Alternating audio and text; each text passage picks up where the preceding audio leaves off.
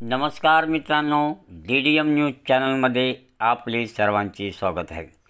या विशेष बातमीपत्रात आम्ही आपलं लक्ष वेधू इच्छितो। जिल्हा परिषद शाळेच्या डबघाईला जबाबदार कोण? गुरुजीमुळे पटसंख्या कमी झाली आहे का? शालेय समिती नावालाच आहे का? लोकप्रतिनिधी, पालक, नागरिक यांची जबाबदारी नेमकी काय? अहमदपूर तालुक्यातील परचंडा आणि उन्नी येथील ग्रामपंचायतीच्या सरपंचांनी पालकांना जिल्हा परिषद शाळेमध्ये प्रवेश घेण्याचे आवाहन केले असून त्यांना यामुळे करात सूटही मिळणार आहे।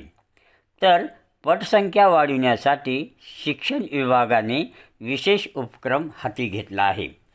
टार्गेट पूर्ण झाल्यास त्या गुरुजींचा सन्मानही शिक्षण विभागातर्फे करण्यात येणार आहे। अहमदपूरच्या जिल्हा परिषद शाळेच्या शिक्षकांनी जो उपक्रम राबवला आहे त्याचा आदर्श घेण्याची खरी आवश्यकता जिल्हा परिषदेतील शाळांना आहे। मित्रांनो, सध्या खाजगी शाळा आणि विशेष करून ज्या इंग्रजी माध्यमांच्या शाळा आपल्या ग्रामीण भागापर्यंत येऊन पोहोचलेल्या आहेत, त्यामुळे जिल्हा परिषद शाळेतील विद्यार्थ्यांची संख्या कमी झाली, म्हणजे पटसंख्या कमी झालेली आहे आणि एकूणच जिल्हा परिषदेच्या शाळांची अवस्था डबघाईला आलेली आहे असं चित्र सध्या आपल्यासमोर आलेलं आहे। परंतु हे पूर्ण सत्य नाही, कारण ज्या इंग्रजी माध्यमांच्या किंवा नवीन खाजगी शाळा आपल्या ग्रामीण भागापर्यंत येऊन पोहोचलेल्या आहेत, त्या शाळांमधील शैक्षणिक दर्जा, तिथली शिस्त, तिथल्या शिक्षकांनी घेतली जाणारी मेहनत हे एकीकडे अत्यंत चांगल्या दर्जाचं असलं तरी ग्रामीण भागातील पालकांना यावर खर्च करणं शक्य आहे का? ज्यांना शक्य आहे ती त्यांची मुलं जिल्हा परिषदेची शाळा सोडून खाजगी शाळांमध्ये घालणार, यात वाद नाही, दुमत असण्याचं कारण नाही। परंतु खरा प्रश्न जो आहे तर जिल्हा परिषदेच्या शाळेमधील जे शिक्षक आहेत ते खरंच या विद्यार्थ्यांना मन लावून शिकवतात का? मन लावून शिकवतात म्हणण्यापेक्षा जे आव्हान आहे त्या आव्हानाला आपणाला स्पर्धा करायची आहे, त्या दृष्टीनं आपण आपल्या विद्यार्थ्यांना त्या पद्धतीनं घडवलं पाहिजे, तसे त्यांना शिक्षण दिलं पाहिजे, याची जबाबदारी या गुरुजी घेतात का? हा खरा मूळ प्रश्न असून तेवढीच जबाबदारी ही त्या गावातील शालेय शिक्षण समितीची आहे। ही समिती खरं तर नावालाच कागदोपत्री असते। शालेय समितीनं सुद्धा आपल्या गावातील शाळेत आपलीच मुले शिकतात, या शाळेला काय अडचणी आहेत, गुरुजी काय शिकवतात, खरंच विद्यादानाचं काम योग्य पद्धतीनं चाललेलं आहे का, हे सर्व बघण्याची जबाबदारी या शालेय समितीची आहे। पण शालेय समितीच्या बैठका या कागदोपत्री बहुसंख्य ठिकाणी दाखवल्या जातात। एखादी दुसरा अपवाद वगळला तर या शालेय समित्या या नावालाच असल्याचे चित्र आपणाला दिसून येत आहे। दुसरी गोष्ट आहे, जे काही ग्रामपंचायतीचे सरपंच, सदस्य, जिल्हा परिषद सदस्य, पंचायत समितीचे सदस्य आता जरी कार्यरत नसले तर जे पूर्वी होते त्यावेळी त्यांनी आपापल्या सर्कलमधील आपापल्या गावातील शाळांकडे लक्ष देण्याची आवश्यकता आहे। नव्हे तर गुरुजीवर भलत्याच कारणासाठी दबाव टाकून असलेले शैक्षणिक वातावरण विस्कळीत करण्याचे प्रकारच बहुसंख्य ठिकाणी झाल्याचेही आपणाला दिसून येतात।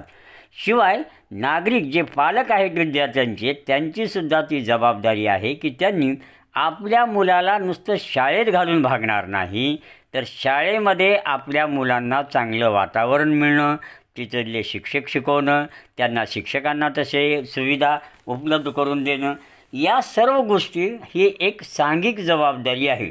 फक्त शिक्षकाला टार्गेट करून चालणार नाही किंवा पालकांना, लोकप्रतिनिधींनाही टार्गेट करून चालणार नाही, तर सामूहिक जबाबदारी म्हणून हे आपण सर्वांनी कर्तव्य पार पाडलं पाहिजे। त्याचाच एक भाग म्हणून अहमदपूर तालुक्यातील परचंडा येथील सरपंच शिवनंदा हिप्परगे यांनी पालकांना आवाहन केले आहे की जिल्हा परिषद शाळेमध्ये प्रवेश घ्यावा, त्यांना करमाफी व शैक्षणिक साहित्य देण्याची जबाबदारी त्यांनी घेतलेली आहे. हा एक स्तुत्य उपक्रम आहे. त्याचबरोबर उन्नी येथील सरपंच देवकते यांनीसुद्धा पालकांनी जिल्हा परिषदेच्या शाळेमध्ये प्रवेश घ्यावा, त्यांना कर सवलत दिली जाईल असे आवाहन केले आहे. तर तिसरीकडे विद्यार्थ्यांची पटसंख्या वाढवण्यासाठी शिक्षकांना टार्गेट दिलेलं आहे. किमान 25% पटसंख्या वाढावी असे उद्दिष्ट जिल्हा परिषदेच्या शिक्षण विभागाने निश्चित केले आहे. असं उद्दिष्ट पूर्ण करणाऱ्या शिक्षकांचा सन्मानही केला जाणार आहे. या सर्व गोष्टी जिल्हा परिषदेच्या शाळेबाबतीत घडत असताना एक गोष्ट मात्र प्रकर्षानं जाणवते की गुरुजी, तुम्ही तुमचं काम खरंच योग्य पद्धतीने करतात का? हा प्रश्न प्रत्येक गुरुजींनी आपल्या अंतर्मनाला विचारला पाहिजे. कारण विद्यार्थ्यांना घडवणं हे शिक्षकांचं काम आहे. त्याच्यावर भलेही अनेक कामांचा बोजा आहे हे मान्य करून या शिक्षकांनी जर मनातून आपल्या शाळेचे विद्यार्थी घडवायचे आहेत असं जर ठरवलं तर त्यांना यश नक्कीच मिळतं आणि ते या खाजगी इंग्रजी माध्यमांच्या व अन्य शाळांच्या स्पर्धेला नक्की तोंड देऊ शकतात. पण त्यांनी मनावर घ्यायला पाहिजे. याचंच एक उत्तम उदाहरण आहे अहमदपूरच्या जिल्हा परिषद शाळेतील.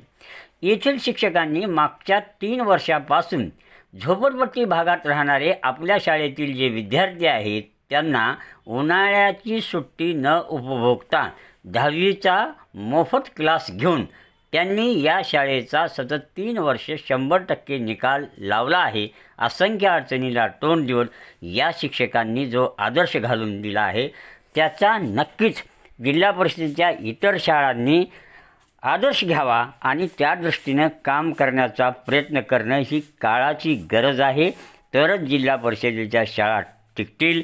गुरुजींनो, आम्हाला नम्रपणाने तुम्हाला सांगावं वाटतं की सावधान, वेळ संकट धोक्याचं आहे. जिल्हा परिषदेच्या शाळा जर बंद पडू द्यायच्या नसतील तर तुम्हाला अलर्ट व्हावं लागेल. तुम्हाला जीव ओतून विद्यार्थ्यांना घडवावं लागेल आणि हे विद्यार्थी घडत असल्याचं बाहेरच्या लोकांना दाखवून द्यावं लागेल. त्याचा गवगवा झाला पाहिजे की तुम्ही मेहनत घेताय आणि त्या मेहनतीचं फळ म्हणून हे विद्यार्थी चमकतायत, यश मिळवत आहेत. मग ते स्कॉलरशिपच्या परीक्षा असो, अन्य स्पर्धा परीक्षा असो किंवा नवोदयच्या परीक्षा असतील किंवा निकाल असेल 10वीचा, त्या पातळीवर हे विद्यार्थी घडवावं लागतील. भलेही विद्यार्थ्यांनी किती यश मिळवलं, त्यात किती यश आलं हा मुद्दा गौण असला तरी तो विद्यार्थ्यांचं बेसमेंट जर चांगलं झालं तर तो त्याच्या आयुष्यामध्ये कधीही मागे पडत नाही. ही एक गोष्ट प्रकर्षानं सांगावीशी वाटते.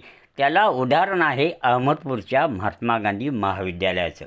या महात्मा गांधी महाविद्यालयातील डॉक्टर B.P. पानपट्टे यांनी कॉफीला आळा घातला नसता तर हे महाविद्यालय नावारूपालाच आले नसतं. भलेही आज त्याची अवस्था डबघाईला असली तरी त्या महाविद्यालयाने जो एक आदर्श घालून दिला, कॉपी दाखवा आणि बक्षीस मिळवा असं आव्हान या महाविद्यालयाला करून लाखो विद्यार्थी घडवलेले आहेत जे आज उच्च पदावर पोहोचलेले आहेत. ते केवळ त्यांनी बेसमेंट चांगलं तयार केलं म्हणून. अहमदपूरची जिल्हा परिषद शाळा असो की अहमदपूरचं महात्मा गांधी महाविद्यालय असो, सध्याची जिल्हा परिषदेच्या शाळेसमोर जे संकट उभा टाकलेलं आहे त्याला जर समर्थपणे तोंड द्यायचं असेल तर गुरुजींनी हाती हे धनुष्य पेलल्याशिवाय त्याला पर्याय नाही.